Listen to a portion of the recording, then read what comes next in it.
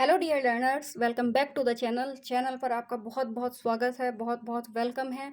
Editing की 3 exercise को हम बहुत सक्सेसफुली कंप्लीट कर चुके हैं। आई थिंक आपको बहुत अच्छे से समझ आई होंगी। वो आपको और अच्छे से समझ आएंगी जब इस चैनल पर आपको टेंस और डायरेक्ट इनडायरेक्ट एक्टिव पैसिव को बहुत ही आसान और अच्छी लैंग्वेज में कुछ वीडियोस जो हैं वो अपलोड की जाएंगी। फिलहाल हम करते हैं एक्सरसाइज नंबर 4। तो एक्सरसाइज नंबर 4 की बात करते हैं। और फाइनली पेन नीचे गिर गए। Wait for one second.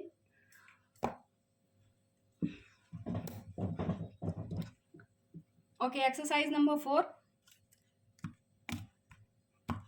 Exercise number 4 में हम देखते हैं कि हमारी मिस्टेक क्या है और करेक्शन क्या है।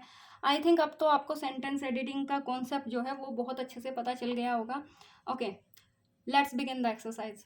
One morning I finished one business at the bank. अब यहाँ पर बैंक जो है, जो नदी का किनारा होता है उसे भी बैंक कहते हैं, लेकिन उस बैंक की बात नहीं हो रही है। हमें कैसे पता चलेगा? जब हम इस लाइन को कंप्लीट पढ़ेंगे। फुल स्टॉप इसका यहाँ फिनिश हो रहा है। at the bank and was returning to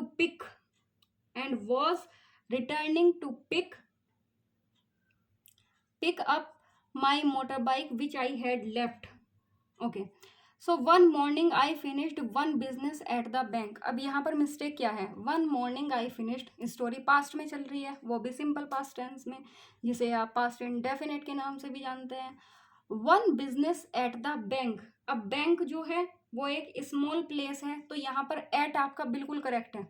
अगर आप एट को एरर मान रहे हैं देन यू आर मिस्टेकन, तब आप गलती कर रहे हैं। एट अपने प्लेस पर बिल्कुल करेक्ट है, क्योंकि एक रूल पढ़ाया होगा आपने, बिग प्लेसेस के लिए इन यूज़ होता है, स्मॉल प्लेसेस के लिए आपका एट यूज़ होता है, तो एट में कोई प्रॉब्लम नहीं है।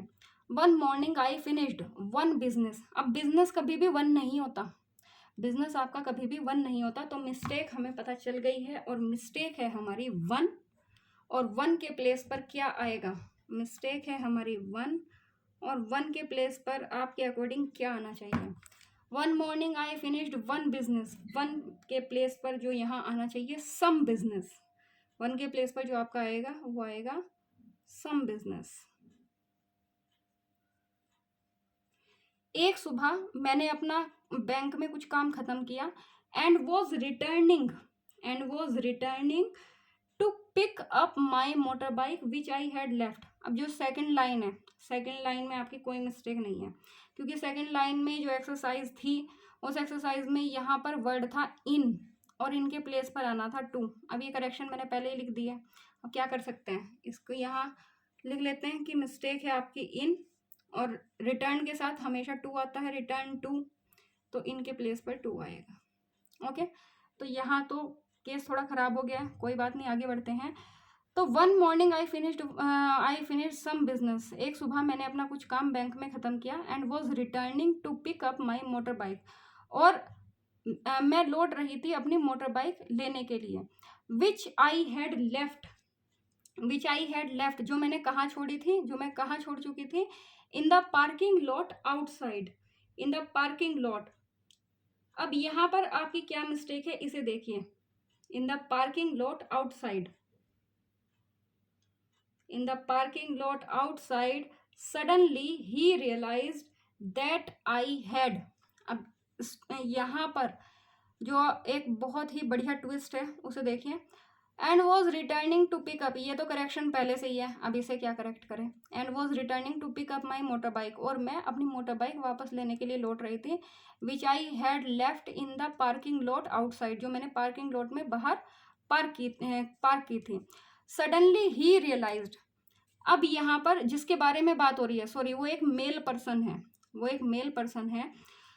तो यहाँ पर ही कैसे आ गया? जब से स्टोरी स्टार्ट हुई है आई वर्ड आ रहा है।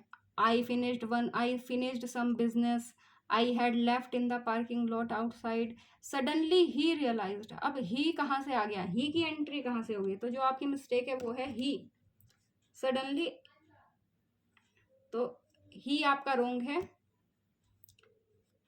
और ही के प्लेस पर क्या आएगा?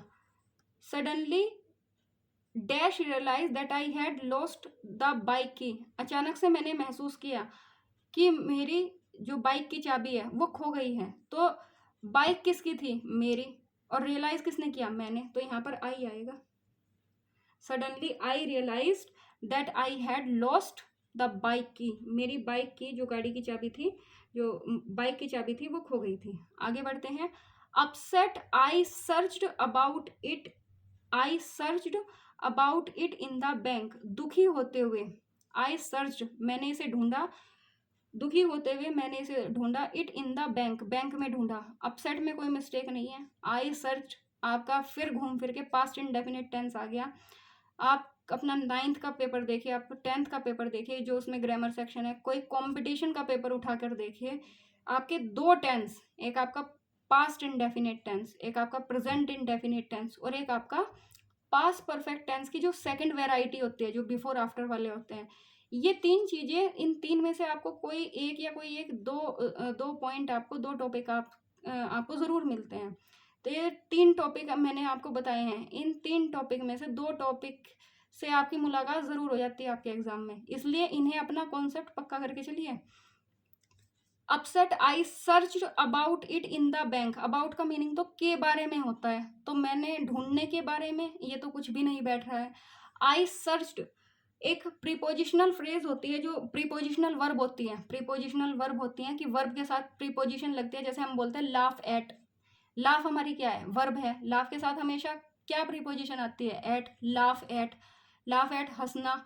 एक वर्ड होता है फॉन्ड, फॉन्ड के साथ क्या प्रीपोजिशन आती है, ऑफ, फॉन्ड ऑफ का मतलब शौकीन, किसी चीज का शौक होना, शौकीन होना। एक आपकी वर्ब होती है यूज्ड, यूज्ड के साथ क्या वर्ड आता है, टू, यूज्ड टू, किसी चीज का आदी होना, हैबिचुअल होना। ओके, तो इनको हम बोलते हैं, ये हमारी फ्रेज प्रीपोजिशनल वर्ब होती है। वर्ब के साथ एक फिक्स प्रीपोजिशन होती है, वर्ब के साथ एक फिक्स प्रीपोजिशन होती है। लाफ के साथ एट, फोन के साथ ऑफ, यूज्ड के साथ टू, और भी एग्जाम्पल है, उन्हें बाद में डिस्कस कर लेंगे, फिलहाल इसको देखते हैं। तो यहाँ जो सर्ज्ड है, सर्च के साथ भी आपकी एक फिक्स प्रीपोजिशन है और वो है फॉर, सर्च्ड फॉर। तो यहाँ मिस्टेक है हमारी अबाउट, सर्च्ड अबाउट कुछ नहीं होता, सर्च्ड फॉर होता है, तो मिस्टेक है अबाउट और करेक्शन है आपकी फॉर। ठीक है, जैसे आपने अपनी लिटरेचर की बुक में एक वर्ड पढ़ा होगा, लुक आफ्टर, लुक आफ्टर का मतलब ध्यान रखना, इस तरीके से। आगे बढ़ते हैं। Upset I searched for it in the bank, दुखी होकर मैंने बैंक में इसे सब जगह ढूंढा। A bank employee try to help me, एक बैंक कर्मचारी ने मेरी कोशिश करने की मदद करी। Okay, a bank employee try to help me find it and in vain, एक बैंक कर्मचारी ने मेरी हेल्प करी इसे ढूंढने में, इसका पता लगाने में। एंड इन वेन, वेन का मतलब होता है व्यर्थ जाना, एक तरीके से यूजलेस, जैसे कह देता है सारी कोशिश बेकार गई। तो एक बैंक कर्मचारी ने मेरी मदद करने की कोशिश करी चाबी को ढूंढने में, लेकिन सब बेकार गया। अब मिस्टेक क्या है, अगर आप मेरी एक्सप्लेनेशन को ध्यान से सुन रहे हैं, अभी तक आप मिस्टेक, एरर पता लगा चुके हैं, और हमारी मिस्टेक है एंड। एक बैंक कर्मचारी ने मेरी मदद करने की कोशिश करी चाबी का पता लगाने में, चाबी का पता लगाने में मेरी मदद करने की कोशिश करी, बट इन वेन, लेकिन सब व्यर्थ ही था, सब बेकार ही था, क्योंकि कोई रिजल्ट नहीं मिल पाया। तो मिस्टेक है हमारी एंड और करेक्शन है हमारा but. So students, I hope आपको ये एक्सरसाइज बहुत अच्छे से समझ आई होंगी। स्टूडेंट्स, आपसे रिक्वेस्ट है, प्लीज़ चैनल को ज़्यादा से ज़्यादा लाइक कीजिए, शेयर कीजिए, सब्सक्राइब कीजिए, जिससे मेरा भी थोड़ा सा कॉन्फिडेंस बढ़े और मैं आपके लिए और अच्छे कॉन्सेप्ट के साथ छोटी से छोटी, इजी से इजी वीडियो आपको ला कर दूँ, जिससे आप ग्रामर के सारे टॉपिक यहाँ कवर करते जाएं और ग्रामर से फ्री होते जाएं। क्योंकि पढ़ाई करने का मतलब है आप ऐसा पढ़िए, आप किसी एक टॉपिक को इस तरह से पढ़ें, कुछ ऐसा पढ़ें कि आप उस टॉपिक से फ्री हो जाएं। अब एक टॉपिक को आपने सिर्फ इस पर्पज़ से पढ़ा है, एक टॉपिक को आपने सिर्फ इस पर्पज़ से पढ़ा है कि आपका एग्ज़ाम क्रैक हो जाए, आपके एग्ज़ाम में पासिंग मार्क्स आ जाए या ठीक ठाक मार्क्स आ जाए, तो वो कोई सही बात नहीं है। पढ़ो तो ऐसा पढ़ो कि आप उस टॉपिक से फ्री हो जाओ। ओके, ये मेरा आपसे प्रॉमिस है। हर एक टॉपिक को यहाँ बारीकी से पढ़ाया जाएगा और हर एक टॉपिक को, हर एक ग्रामर के टॉपिक से आपको बिल्कुल फ्री किया जाएगा, बिल्कुल कॉन्सेप्ट वाइज आपको समझाया जाएगा। बस आप सपोर्ट करते रहिए, आपके सपोर्ट की बहुत ज़्यादा ज़रूरत है। Thank you so much students, thank you so much learners, have a nice day. और अपनी प्रिपरेशन, अपनी स्टडी करते रहिए। Best of luck for your study, best of luck for your future. Thank you.